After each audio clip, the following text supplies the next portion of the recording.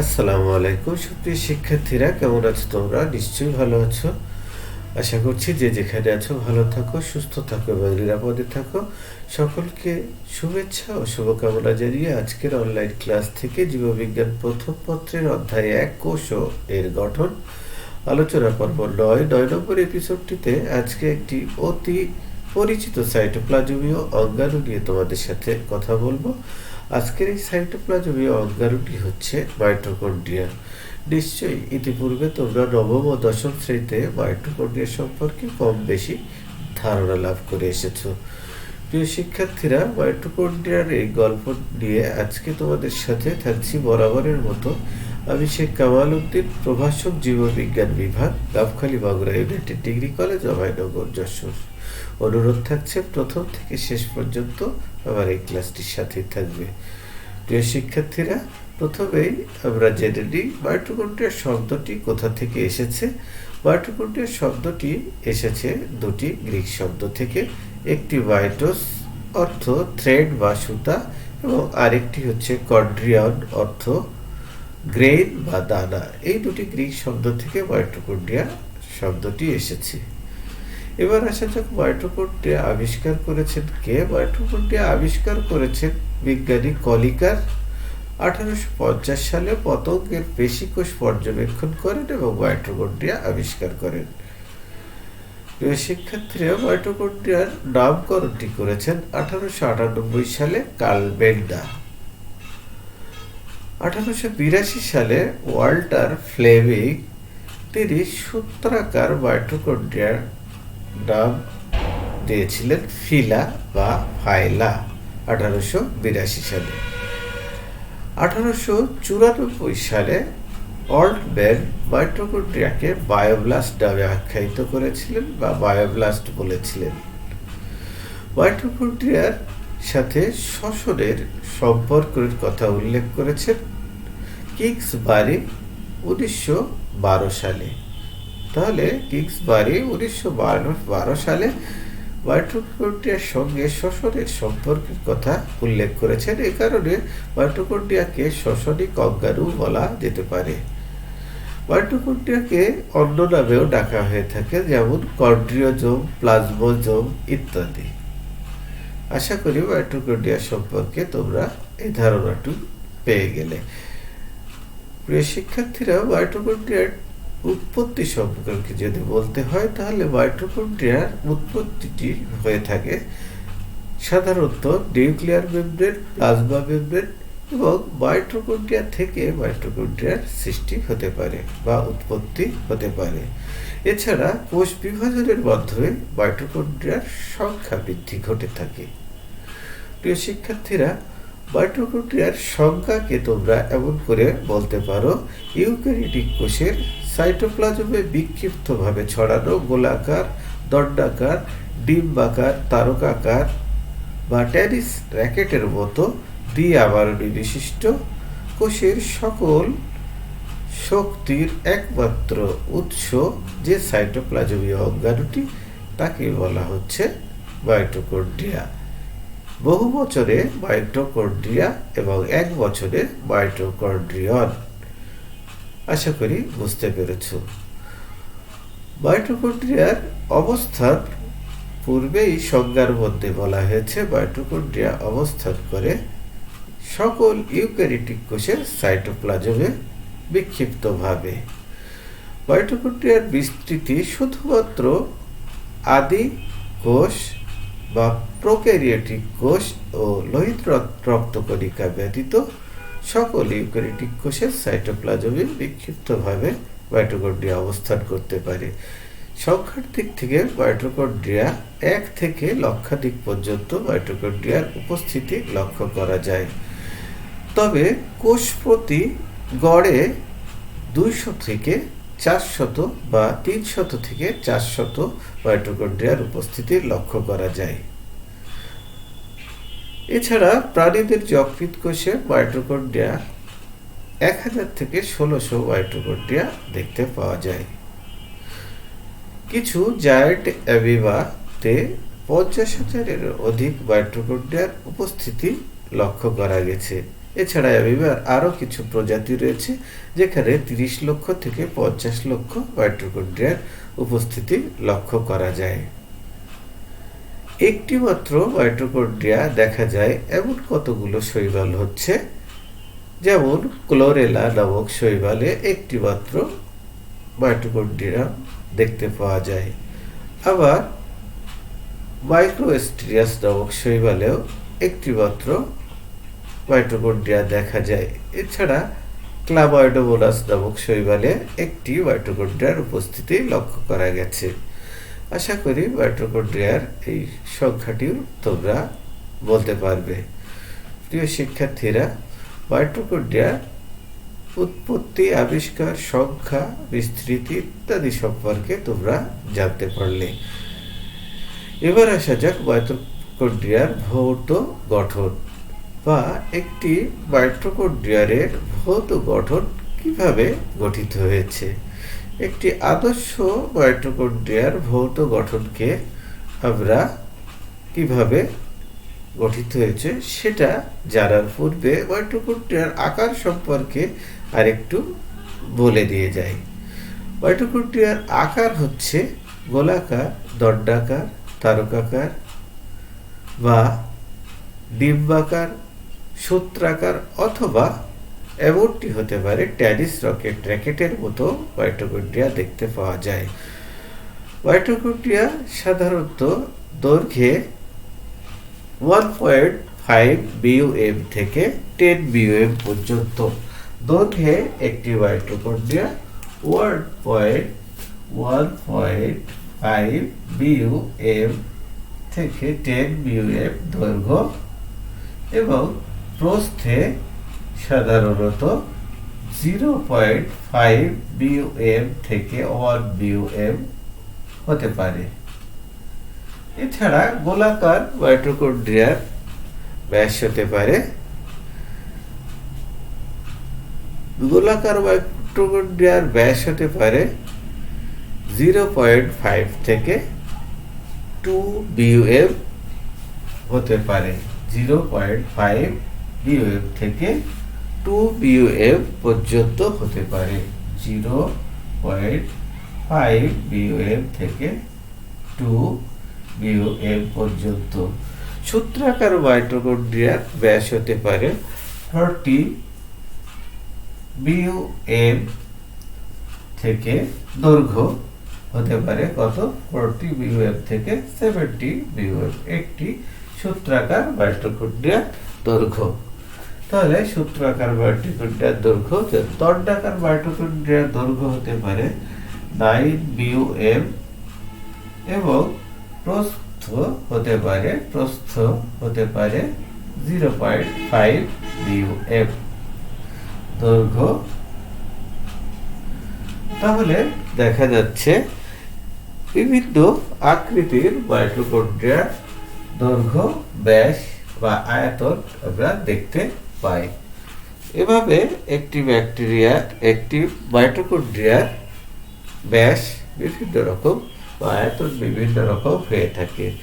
কোষে মাইটোকন্ড্রিয়ার সংখ্যাটি সাধারণত মাইটোকন্ড্রিয়ার কর্মক্ষমতা বা কোষের কর্মক্ষমতার উপর নির্ভর করে। শক্তি উৎপাদনের পরিমাণের উপর মাইটোকন্ড্রিয়ার সংখ্যাটি নির্ভর করতে পারে। এবার আসা যাক একটি মাইটোকন্ড্রিয়ার ভৌত গঠন আমরা কিভাবে গঠিত হয়েছে সেটি আমরা জানতে পারব। মাইটোকন্ড্রিয়ার ভৌত গঠনটি হয়েছে, প্রথমেই সংজ্ঞাতে বলা হয়েছে মাইটোকন্ড্রিয়া হচ্ছে দ্বি-আবরণ বিশিষ্ট। একটি আদর্শ মাইটোকন্ড্রিয়ানের চিত্র এঁকে যদি আমরা বলার চেষ্টা করি তাহলে বিষয়টি সহজভাবে বোঝা যেতে পারে। আশা করছি তোমাদের চিত্রের মাধ্যমে ভৌত গঠনটি তোমরা বুঝতে পারবে। প্রিয় শিক্ষার্থীরা, তাহলে খাতা কলম সাথে দাও, আবার সাথে সাথে মাইটোকন্ড্রিয়ার চিত্রটি এঁকে যাও এবং আমরা সহজে এটিকে বোঝার চেষ্টা করি। প্রথমে আমরা একটি মাইটোকন্ড্রিয়ার চিত্র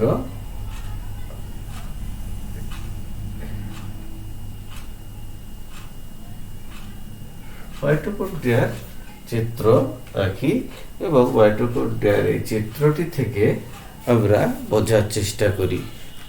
এটি আমরা মনে করে নিলাম একটি ডিম্বাকার বা ডিম্বাকৃতির আদর্শ মাইটোকন্ড্রিয়া আঁকানোর আমরা চেষ্টা করছি। এই যে আমি প্রথমে মাইটোকন্ড্রিয়ার যে বাহিরের একটি আবরণী এঁকেছি। প্রথমে বলেছি মাইটোকন্ড্রিয়ার আবরণ কয়টি? দ্বি আবরণী বিশিষ্ট। এই যে আমি এখন যে চিত্রটি বাইরের এই আবরণটি এঁকেছি, এটি হচ্ছে দ্বি আবরণী যুক্ত।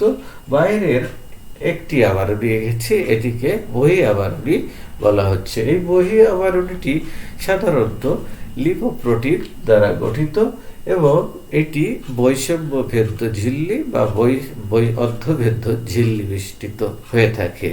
এই ঝিল্লিটির পুরুত্ব হয়ে থাকে 60 অ্যাংস্ট্রম থেকে 75 অ্যাংস্ট্রম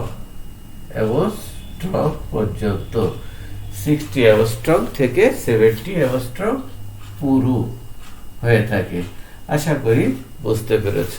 তাহলে এই সর্ববাহিরের মাইটোকন্ড্রিয়ানের সর্ববাহিরের যে আবরণটি দেখা যায়, সেই আবরণটি লিপোপ্রোটিন দ্বারা গঠিত এবং এর পুরুত্ব রয়েছে, এটি অর্ধভেদ্য ঝিল্লি বিশিষ্ট। এর পুরুত্ব রয়েছে 60 অ্যাংস্ট্রম থেকে 75 অ্যাংস্ট্রম পর্যন্ত এবং এটিতে একটি বিশেষ ধরনের প্রোটিন রয়েছে। সেই প্রোটিনটির নাম হচ্ছে পরিন। পরিন নামক প্রোটিন দ্বারা গঠিত হয়েছে। এটিকে বলা হচ্ছে বহি ঝিল্লি বা বহি আবরণী বা বহি পর্দা। বহি ঝিল্লি লিখলাম আমরা এখানে। মাইটোকন্ড্রিয়া বহি ঝিল্লি। বহি ঝিল্লিটি সাধারণত মাইটোকন্ড্রিয়ার মধ্যে বিভিন্ন ধরনের পদার্থের যাতায়াতকে নিয়ন্ত্রণ করে এবং অভ্যন্তরীণ গাঠনিক উপাদানগুলো বা বিভিন্ন ধরনের উপাদানকে রক্ষা বা সুরক্ষা দান করে। এবার আমরা মাইটোকন্ড্রিয়ার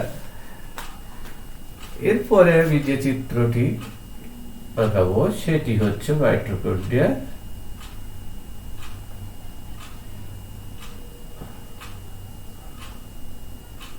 অন্ত। এটি একটি অন্তঃঝিল্লি। আমরা মাইটোকন্ড্রিয়ার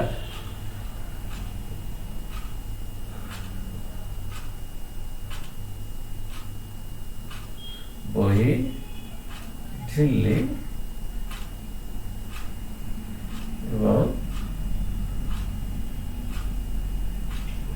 অন্তঃঝিল্লিটি মাইটোকন্ড্রিয়ার বহিঃঝিল্লি ঠিক নিচে যে আরেকটি অমসৃণ ঝিল্লি বিভিন্ন দিকে ভাঁজ হয়ে কতগুলি অভিক্ষেপ বা আঙুলের মতো প্রবর্ধক সৃষ্টি করেছে।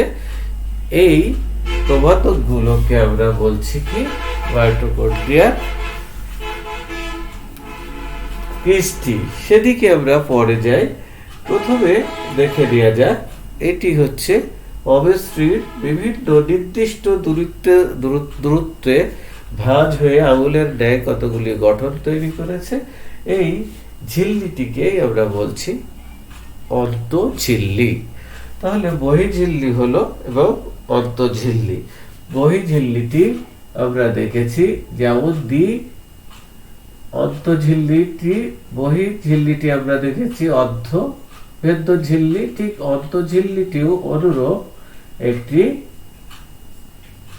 অর্ধভেদ্য ঝিল্লি এবং এটিতেও বিশেষ এক ধরনের লিপিড বা ফসফোলিপিড রয়েছে। এই লিপিডটির নাম কার্ডিওলিপিড এবং এই অন্তঃঝিল্লিটির আবরণটি যে পুরুত্ব রয়েছে, সেই পুরুত্ব কিন্তু 60 অ্যাংস্ট্রম থেকে 75 অ্যাংস্ট্রম। তাহলে দেখা যাচ্ছে বহিঃঝিল্লির পুরুত্ব এবং অন্তঃঝিল্লির পুরুত্ব দুটি একই। এবার আসা যাক, বহিঃঝিল্লি এবং অন্তঃঝিল্লির মধ্যে যে ফাঁকা জায়গা রয়েছে সেই জায়গাটিকে বলা হচ্ছে বহিঃপ্রকোষ্ঠ। বহিঃঝিল্লি এবং অন্তঃঝিল্লির মধ্যে যে ফাঁকা জায়গাটি রয়েছে সেটিকে বলা হচ্ছে বহিঃপ্রকোষ্ঠ। বহিঃপ্রকোষ্ঠ, এই বহিঃপ্রকোষ্ঠের মধ্যে সাধারণত কোএনজাইম এ সমৃদ্ধ তরল পদার্থ দ্বারা পূর্ণ থাকে। তাহলে কোএনজাইম এ সমৃদ্ধ বহিঃঝিল্লি এবং অন্তঃঝিল্লির মধ্যে যে ব্যবধান বা দূরত্ব রয়েছে সেটি হচ্ছে 6 ন্যানোমিটার থেকে 8 ন্যানোমিটার পর্যন্ত হয়ে থাকে।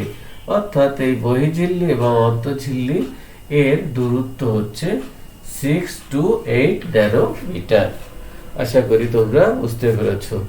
তাহলে বহিঃঝিল্লি এবং অন্তঃঝিল্লি মাঝখানে আমরা যে ফাঁকা জায়গা একে বহিঃপ্রকোষ্ঠ বলছি, আর অন্তঃঝিল্লির মধ্যে যে ফাঁকা জায়গাগুলি দেখতে পাচ্ছ এই ফাঁকা জায়গাটিকে বলা হচ্ছে অন্তঃপ্রকোষ্ঠ।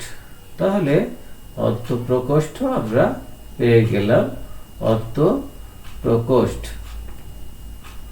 এই অন্তঃপ্রকোষ্ঠ, এই অন্তঃপ্রকোষ্ঠের মধ্যে দানাদার অর্ধতরল যেসব পদার্থ রয়েছে এই সকল পদার্থকে বলা হচ্ছে, এই পদার্থকে বলা হচ্ছে ম্যাট্রিক্স। দানাদার অর্ধতরল পদার্থকে বলা হচ্ছে ম্যাট্রিক্স। এই ম্যাট্রিক্সের মধ্যে প্রায় 100 ধরনের কোএনজাইম ও এনজাইম রয়েছে। তাহলে অর্ধতরল এই পদার্থগুলোকে বলা হচ্ছে ম্যাট্রিক্স। ম্যাট্রিক্সের মধ্যে রয়েছে কি প্রায় 100 ধরনের এনজাইম ও কোএনজাইম, এছাড়া রাইবোজোম, ডিএনএ ইত্যাদি এই ম্যাট্রিক্সের মধ্যে অবস্থান করে থাকে। আশা করি বুঝতে পেরেছো। তাহলে ম্যাট্রিক্স গেল অন্তঃঝিল্লির মধ্যে নির্দিষ্ট দূরত্বে ভাঁজকৃত যে গঠনগুলো রয়েছে, আঙুলের মতো যে প্রবর্ধক বা অভিক্ষেপগুলো তৈরি হয়েছে, এই আঙুলের মতো অভিক্ষেপগুলিকে বলা হচ্ছে, একসাথে সবগুলিকে বলা হচ্ছে ক্রিস্টি, আর একটিকে বলা হয় ক্রিস্টা, এক বচন এবং বহু বচন। তাহলে এগুলিকে বলা হচ্ছে ক্রিস্টি। আমরা ক্রিস্টি দেখলাম, সকল গুলিকে মিলে ক্রিস্টি বলা হচ্ছে। এছাড়া মাইটোকন্ড্রিয়ার এই ক্রিস্টির গায়ে আমরা দেখেছি, ক্রিস্টির গায়ে রয়েছে গোলাকার, অতি ক্ষুদ্র গোলাকার প্রোটিন নির্মিত কতগুলো দানা দেখতে পাওয়া যায়। এই দানাকে বলা হয় এটিপি সিনথেসিস। যেমন এমন কতগুলো প্রোটিন নির্মিত, একটু বড় করে বোঝার সুবিধা, দানা দেখা যায়। এই দানাগুলিকে বলা হয় এটিপি সিনথেসিস।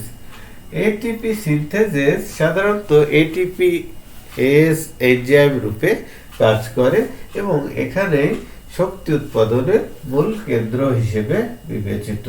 তাহলে এটিপি সিনথেসিস বলা যায়।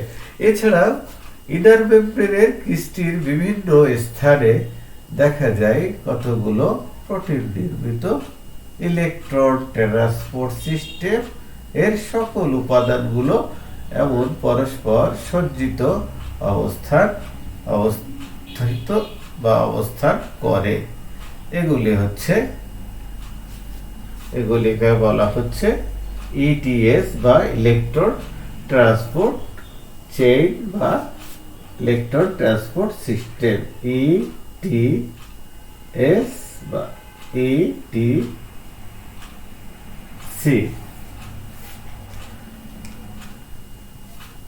এছাড়া আমরা দেখেছি এটিপি সিনথেসিসকে আমরা দেখেছি, এটি হচ্ছে মাইটোকন্ড্রিয়ার শক্তি উৎপাদিত হয়। এখানে প্রচুর পরিমাণ এটিপি সিনথেসিস বা অক্সিজেন। পূর্বে ইটিসি এবং এটিপি সিনথেসিসকে একসাথে বলা হতো অক্সিজোম। এখন এটিপি সিনথেসিস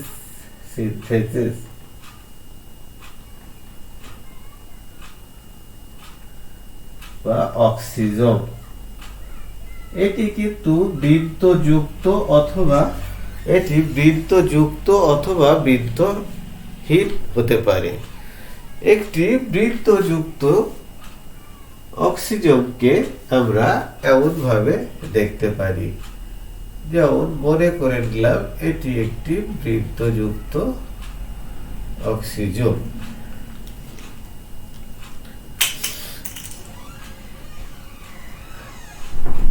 একটি বৃন্তযুক্ত অক্সিজোমের তিনটি অংশ দেখতে পাওয়া যায়। একটি হচ্ছে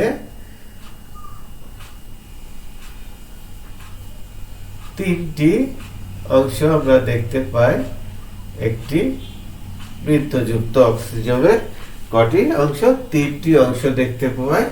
এই তিনটি অংশের মধ্যে একটি হচ্ছে মস্তক বা হেড, মস্তক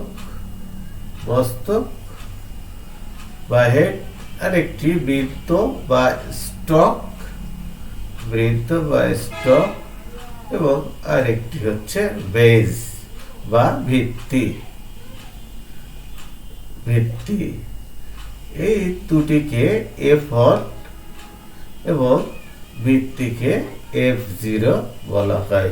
সুতরাং সেই অর্থে F1 particle to F1 particle বা এলিমেন্টারি পার্টিকেল বলা হয়। তাহলে একটি বৃন্তযুক্ত অক্সিজেনের কটি পার্ট রয়েছে, অংশ রয়েছে? তিনটি। একটি হচ্ছে মস্তক, বৃন্ত এবং ভিত্তি। মস্তক, বৃন্ত, ভিত্তি, হেড, স্টক এবং বেজ। একে F1 পার্টিকেল বলা হয়। এর আরেকটি নাম আছে ফার্নান্ডেজ-মোরান অধঃএকক বলা হয়ে থাকে। আশা করি তোমরা বুঝতে পেরেছ। এই হেডটির ব্যাস হতে পারে 75 অ্যাংস্ট্রম থেকে 100 অ্যাংস্ট্রম পর্যন্ত। আশা করি বুঝতে পেরেছ। বৃত্তের ব্যাস হতে পারে 50 অ্যাংস্ট্রম বা 50 অ্যাংস্ট্রম এবং বেজের ব্যাস হতে পারে 110 অ্যাংস্ট্রম পর্যন্ত। তাহলে আমরা বেজের মস্তকের ব্যাস দেখলাম কত, 75 থেকে 100, এবং বৃত্তের ব্যাস দেখতে পেয়েছি 50 অ্যাংস্ট্রম। এছাড়া 110 অ্যাংস্ট্রম বেজের বা ভিত্তির ব্যাস দেখতে পেয়েছি। এই হচ্ছে একটি ব্যাকটেরিয়ামে একটি মাইটোকন্ড্রিয়ার এটিপি সিনথেসিসে বা অক্সিজোম, বৃন্তযুক্ত অক্সিজোমে আমরা গঠনে এমনটি দেখতে পেয়েছি। তাহলে এডিপি থেকে এটিপি সিনথেসিস সংশ্লেষণ করা মূল কেন্দ্র হিসেবে কাজ করে অক্সিজোম। এছাড়া মাইটোকন্ড্রিয়াতে আরো একটি গুরুত্বপূর্ণ, মাইটোকন্ড্রিয়ার মধ্যে কিছু গুরুত্বপূর্ণ রাইবোজোম নামক গুরুত্বপূর্ণ একটি অঙ্গাণু রয়েছে, যে অঙ্গাণুটিকে বলা হয় আদি কোষের রাইবোজোমের মতো, অর্থাৎ 70S ধরনের। তাহলে রাইবোজোমের এটি হচ্ছে রাইবোজোম, মাইটোকন্ড্রিয়ার মধ্যে রাইবোজোম, এটি আদি কোষের রাইবোজোমের মতো, যেটিকে 70S বলা হয়ে থাকে। রাইবোজোম, এটিকে 70S ধরনের। এই রাইবোজোমটি কেমন? 70S প্রকৃতি। আশা করি বুঝতে পেরেছ। প্রিয় শিক্ষার্থীরা, এছাড়া মাইটোকন্ড্রিয়ার ইনার মেমব্রেনে মাইটোকন্ড্রিয়ার ধাত্রে নিজস্ব ডিএনএ রয়েছে, এই কারণে মাইটোকন্ড্রিয়া কিন্তু স্বপ্রজননশীল হয়ে থাকে। বিজ্ঞানী স্ন্যাস এবং মার্গেট 1963 সালে মাইটোকন্ড্রিয়ার ধাত্রে সর্বপ্রথম মাইটোকন্ড্রিয়াল ডিএনএ আবিষ্কার করেন। এই ডিএনএটি কিন্তু সার্কুলার এবং আদি কোষের ডিএনএ এর মতো। এই ডিএনএটি কেমন? এটি হচ্ছে চক্রাকার এরকম ডিএনএ। এটি হচ্ছে মাইটোকন্ড্রিয়াল ডিএনএ, নিজস্ব ডিএনএ, যে কারণে মাইটোকন্ড্রিয়া স্বপ্রজননশীল হয়ে থাকে এবং বংশগতিতে গুরুত্বপূর্ণ ভূমিকা পালন করে বলে মনে করা হয়। বিজ্ঞানী কার্ল বেন্ডা এটি মনে করেছিলেন বা বলেছিলেন। আশা করি তোমরা মাইটোকন্ড্রিয়ার এই গঠনটি নিশ্চয় বুঝতে পেরেছ। মাইটোকন্ড্রিয়ার বহিঃগঠনে তাহলে আরো একটি জিনিস আমরা দেখতে পেলাম, সেটি হচ্ছে মাইটোকন্ড্রিয়ার ডিএনএ। এটি মাইটোকন্ড্রিয়ার নিজস্ব ডিএনএ এবং আদি কোষের ডিএনএ এর মতো এই ডিএনএটি চক্রাকার এবং ব্যাকটেরিয়ার ডিএনএ এর সাথে তুলনীয়। ডিএনএ এটি ব্যাকটেরিয়ার নিজস্ব ডিএনএ। এছাড়াও ব্যাকটেরিয়ার মধ্যে রয়েছে কিছু আরএনএ রয়েছে। আশা করি তোমরা এই মাইটোকন্ড্রিয়াটির বাহ্যিক ভৌত গঠনটি এভাবে বর্ণনা করতে পারবে। চিত্র এঁকে এঁকে তোমরা যদি এগুলো বলার চেষ্টা করো তাহলে সহজে তোমাদের মনে থাকবে বা মনে রাখতে পারবে। মাইটোকন্ড্রিয়ার ভৌত গঠন সম্পর্কে জানা হলো। এখন মাইটোকন্ড্রিয়ার রাসায়নিক গঠনটি দেখা যাক। মাইটোকন্ড্রিয়ার রাসায়নিক গঠনটি কিন্তু তৈরি হয়েছে প্রোটিন ও লিপিড দিয়ে। প্রোটিনের পরিমাণ রয়েছে 65% প্রোটিন রয়েছে 65%। তাহলে প্রধানত প্রোটিন ও লিপিড রয়েছে। তবে গ্লিসারাইড এর পরিমাণ 29% এবং সেফালিন লেসিথিনের পরিমাণ সাধারণত 4%। কোলেস্টেরলের পরিমাণ রয়েছে 2%। লিপিডের মধ্যে 90% লিপিড হচ্ছে ফসফোলিপিড 90%, এবং ফ্যাটি অ্যাসিড রয়েছে 10%। আশা করি এই তথ্যগুলো তোমরা মনে রাখবে। এছাড়া মাইটোকন্ড্রিয়ার মধ্যে রয়েছে ক্যারোটিনয়েডস, ভিটামিন ই এবং 100 ধরনের এনজাইম, কোএনজাইম মাইটোকন্ড্রিয়ার মধ্যে দেখতে পাওয়া যায়। এছাড়া মাইটোকন্ড্রিয়ার বহিঃঝিল্লিতে আগেই বলেছি পরিন নামক প্রোটিন রয়েছে এবং অন্তঃঝিল্লিতে রয়েছে কার্ডিওলিপিড নামক ফসফোলিপিড রয়েছে। এই রাসায়নিক উপাদানগুলির সমন্বয়ে গঠিত হয়েছে মাইটোকন্ড্রিয়ার রাসায়নিক গঠনটি। আশা করি তোমরা বুঝতে পেরেছ। প্রিয় শিক্ষার্থীরা, এবার আসা যাক মাইটোকন্ড্রিয়ার কাজ। আমরা প্রথম কথাতেই জানি মাইটোকন্ড্রিয়া কোষের সকল জৈবনিক কার্যক্রম সম্পাদনের জন্য মূল শক্তির উৎস হিসেবে কাজ করে থাকে। এই কারণে মাইটোকন্ড্রিয়াকে কোষের power house of the cell বা কোষের শক্তিঘর বলা হয়ে থাকে। তাহলে মাইটোকন্ড্রিয়া কি করে? কোষের সকল শক্তির প্রধান উৎস হিসেবে কাজ করে। তাহলে সকল শক্তির উৎপাদন এবং নিয়ন্ত্রণ করে মাইটোকন্ড্রিয়া। এছাড়া মাইটোকন্ড্রিয়াতে সংগঠিত হয় শ্বসনের এবং প্রোটিন সংশ্লেষণের জন্য মাইটোকন্ড্রিয়াতে কতগুলো 100 ধরনের এনজাইম ও কোএনজাইম রয়েছে। এছাড়া মাইটোকন্ড্রিয়ার নিজস্ব ডিএনএ এবং আরএনএ রয়েছে যা স্বপ্রজননশীল ক্ষমতা রাখে। মাইটোকন্ড্রিয়ার ডিএনএ থাকায় বিজ্ঞানী কার্ল বেন্ডা মনে করেন মাইটোকন্ড্রিয়া কিন্তু মাইটোকন্ড্রিয়া বংশগতিতে গুরুত্বপূর্ণ ভূমিকা পালন করে থাকে। এছাড়া মাইটোকন্ড্রিয়া সাধারণত শুক্রাণুর গঠন এবং শুক্রাণুর গঠন ও ডিম্বাণুর গঠনে সহায়তা করে। এছাড়াও শুক্রাণুর চলন প্রক্রিয়ায় মাইটোকন্ড্রিয়া সাহায্য করে থাকে বলে মনে করেন। মাইটোকন্ড্রিয়া লিপিড বিপাকে বা স্নেহ বিপাকে বিশেষ গুরুত্বপূর্ণ ভূমিকা পালন করেন। মাইটোকন্ড্রিয়া বিভিন্ন ধরনের ক্যাটায়ন সঞ্চয় করে থাকে, যেমন ক্যালসিয়াম, পটাশিয়াম, ম্যাগনেসিয়াম ইত্যাদি আয়ন বা ক্যাটায়নগুলো সঞ্চয় করে থাকে। এছাড়া মাইটোকন্ড্রিয়া ক্যালসিয়াম ও পটাশিয়াম সক্রিয় পরিবহন করে থাকে। ক্যালসিয়াম সক্রিয় পরিবহন করার কারণে পেশি সংকোচন প্রসারণে বিশেষভাবে সাহায্য করে। পাখির উড্ডয়নস্থ পেশিতে যে মাইটোকন্ড্রিয়া থাকে তাকে সার্কোজোম বলা হয়ে থাকে। সুতরাং এখানে প্রচুর পরিমাণ শক্তি উৎপন্ন হয় এবং পাখি ওড়ার ক্ষেত্রে বা পেশি সংকোচন প্রসারণের ক্ষেত্রে বিপুল পরিমাণ শক্তি তৈরি করতে পারে। এছাড়া মাইটোকন্ড্রিয়ার রয়েছে অ্যাপোপ্টোসিস পাওয়ার। অ্যাপোপ্টোসিস প্রক্রিয়ার মাধ্যমে মাইটোকন্ড্রিয়া কোষের বিভিন্ন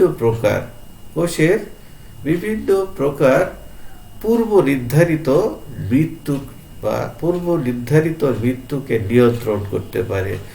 তাহলে অ্যাপোপ্টোসিস প্রক্রিয়ায় মাইটোকন্ড্রিয়া কোষের পূর্ব নির্ধারিত মৃত্যুকে কি করতে পারে? নিয়ন্ত্রণ করতে পারে।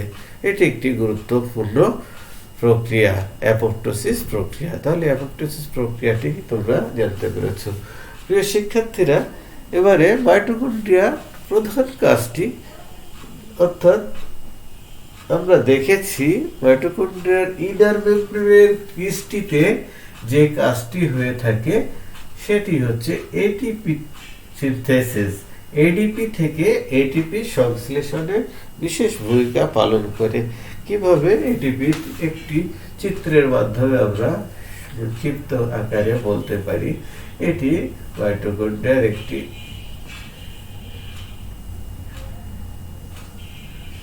আমরা এখানে এটি হচ্ছে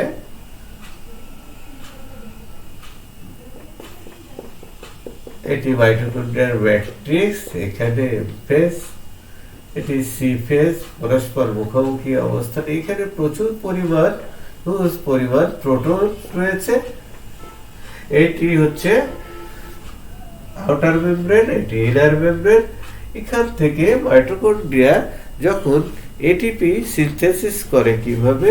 প্রচুর পরিমাণের প্রোটন আয়নগুলো যখন ইনার মেমব্রেন দিয়ে আউটার মেমব্রেনের মধ্যে দিয়ে কিসের মধ্যে প্রোটিনের মাধ্যমে এই যে এটিপি সিনথেসিস বা অক্সিজনের মধ্যে চলে আসে। এই অক্সিজেনের মধ্যে থেকে অজৈব ফসফেট পিআই এর সাথে এই প্রোটন যুক্ত হয়।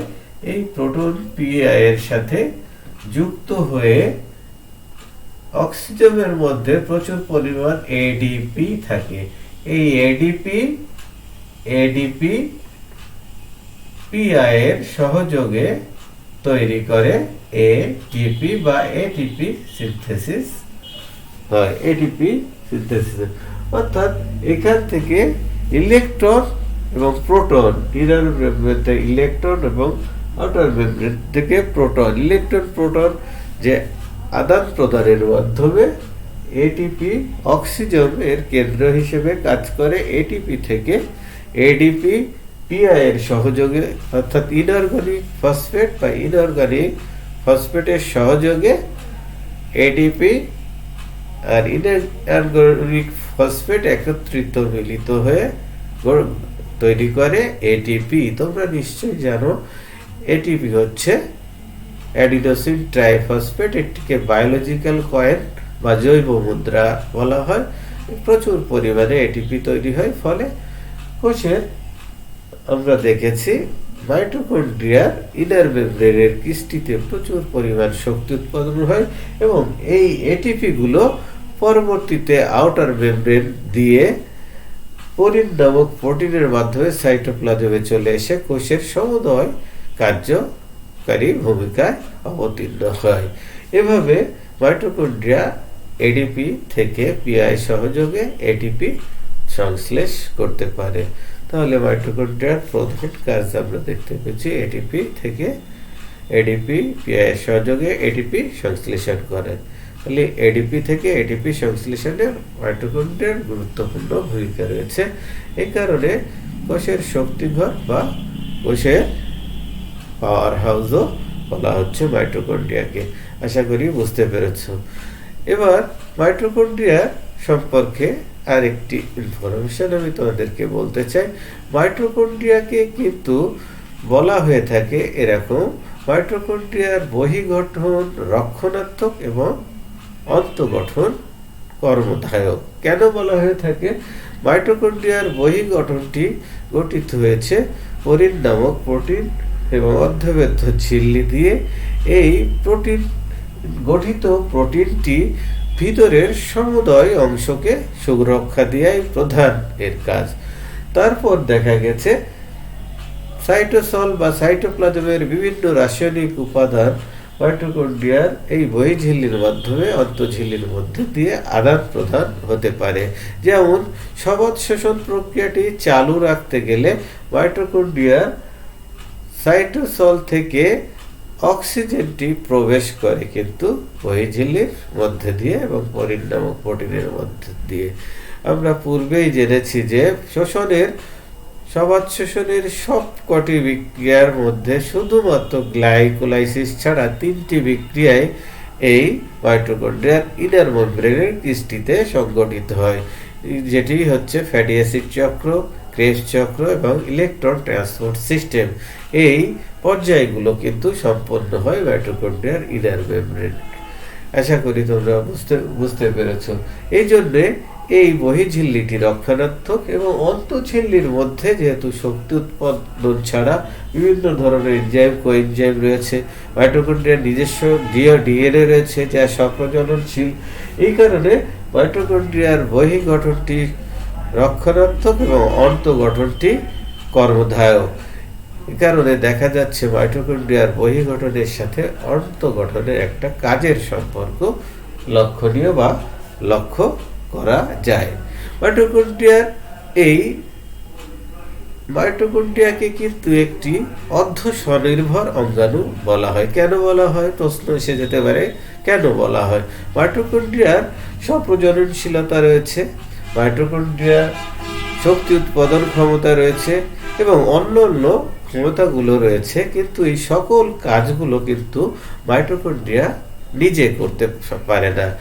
এই কাজগুলো সম্পাদন করার জন্য মাইটোকন্ড্রিয়ার কোষের সাইটোপ্লাজম থেকে বিভিন্ন ধরনের সাহায্য সহযোগিতা নিতে হয়। এই একা একা করতে পারে না বলে এই কারণে মাইটোকন্ড্রিয়াকে অর্ধ স্বনির্ভর অঙ্গাণু বলা যেতে পারে, কিন্তু মাইটোকন্ড্রিয়াকে স্বনির্ভর বা স্বয়ং সম্পূর্ণ অঙ্গাণু বলা যাবে না। এ কারণে মাইটোকন্ড্রিয়াকে অর্ধ স্বনির্ভর অঙ্গাণু বলা হয়ে থাকে। আশা করি এই প্রশ্নটির উত্তর জবাব পেয়েছ বা উত্তর এমন করে তোমরা দিতে পারবে। প্রিয় শিক্ষার্থীরা, মাইটোকন্ড্রিয়া সম্পর্কে বিজ্ঞানীদের আরেকটি গবেষণা রয়েছে। কোনো বিজ্ঞানী মনে করেন মাইটোকন্ড্রিয়া একটি কোষীয় অঙ্গাণু নয়। মাইটোকন্ড্রিয়াকে কোষীয় অঙ্গাণু তারা বলতে চায় না, কারণ তারা মনে করেন বিবর্তনের গতিধারায় বা বিবর্তনের গতিপথে মাইটোকন্ড্রিয়া কোনো ক্রমে প্রকৃত কোষে প্রবেশ করেছে এবং প্রবেশ করে সহজীবী বা মিথজীবী রূপে বসবাস করছে। অর্থাৎ মাইটোকন্ড্রিয়াকে তারা একটি সাইটোপ্লাজমীয় অঙ্গাণু না বলে মাইটোকন্ড্রিয়াকে তারা বলতে চাচ্ছে একটি ব্যাকটেরিয়ার মতো পৃথক জীব। কারণ ব্যাকটেরিয়ার সাথে মাইটোকন্ড্রিয়ার অনেক মিল রয়েছে। ব্যাকটেরিয়ার কাজের সাথে মাইটোকন্ড্রিয়ার কাজে মিল রয়েছে। যেমন ব্যাকটেরিয়ার নিজস্ব ডিএনএ যেমন রয়েছে, চক্রাকার ডিএনএ রয়েছে এবং প্রজননশীল স্বপ্রজননশীল মাইটোকন্ড্রিয়া রয়েছে, বহিঃঝিল্লি অন্তঃঝিল্লি রয়েছে ব্যাকটেরিয়ার সাথে যা তুলনীয়, এবং মাইটোকন্ড্রিয়া প্রচুর পরিমাণে শক্তি উৎপাদন করতে পারে, প্রজনন ক্ষমতা রয়েছে। এগুলো হচ্ছে ব্যাকটেরিয়ার সাথে সাধারণত মিলে যায়। বংশগতি দিক থেকেও মাইটোকন্ড্রিয়া বংশ ও মাইটোকন্ড্রিয়া কোষ বিভাজনের মাধ্যমে বংশ বিস্তার করতে পারে, ব্যাকটেরিয়া কোষ বিভাজনের মাধ্যমে বংশ বিস্তার করতে পারে। এই কারণে ব্যাকটেরিয়ার সাথে মাইটোকন্ড্রিয়ার মিল থাকায় বিজ্ঞানীরা মাইটোকন্ড্রিয়াকে একটি সাইটোপ্লাজমিক অঙ্গাণু বা কোষীয় অঙ্গাণু বলতে নারাজ। তারা বলে থাকে ব্যাকটেরিয়ার মতোই মাইটোকন্ড্রিয়া বিবর্তনের গতিপথে কোনো ক্রমে প্রকৃত কোষে প্রবেশ করে সহজীবী বা মিথজীবী হিসেবে পৃথক একটি জীব হিসেবে বসবাস করছে। আশা করি তোমরা এই তথ্যটি মনে রাখবে। প্রিয় শিক্ষার্থীরা, মাইটোকন্ড্রিয়ার ডিএনএকে মাতৃতান্ত্রিক ডিএনএও বলা হয়ে থাকে। মাতৃতান্ত্রিক ডিএনএ বলা হয়ে থাকে এই কারণে যখন কোনো জীবের নিষেক প্রক্রিয়া সম্পন্ন হয় সেখানে পুং গ্যামেট এবং স্ত্রী গ্যামেটের মিলনের ফলে জায়গোটটি তৈরি হয় এবং এই জায়গোটটি সাধারণত শুক্রাণুর শুধুমাত্র নিউক্লিয়াসটি মিলিত হয় এবং ডিম্বাণুতে অবস্থিত সমস্ত মাইটোকন্ড্রিয়া বা সমস্ত কোষীয় উপাদানগুলি থেকে যায়। এ কারণে মাইটোকন্ড্রিয়ার ডিএনএ এটি যেহেতু ডিম্বাণুতে উপস্থিত থাকে, এ কারণে ফলে দেখা যায় যে শুক্রাণুর শুধুমাত্র নিউক্লিয়াসটি মিলিত হয়। এ কারণে মাইটোকন্ড্রিয়ার ডিএনএটিকে বলা হচ্ছে মাতৃতান্ত্রিক ডিএনএ। আশা করছি তোমরা মাইটোকন্ড্রিয়ার ডিএনএকে কেন মাতৃতান্ত্রিক ডিএনএ বলা হয় তা বুঝতে পেরেছ। তাহলে আজকে মাইটোকন্ড্রিয়ার এই গল্পটি নিয়ে তোমাদের সাথে ছিলাম এতক্ষণ পর্যন্ত। আজকের মাইটোকন্ড্রিয়ার গল্পটি এখানে শেষ করছি। আগামীতে তোমাদের সাথে আবার দেখা হবে সেই প্রত্যাশা রেখে আজকে ক্লাসটি রীতি টানছি। সকলকে শুভেচ্ছা ও শুভকামনা এবং সবাই ভালো থাকো, সুস্থ থাকো এবং নিরাপদে থাকো এই প্রত্যাশা রেখে শেষ করছি। আল্লাহ হাফেজ।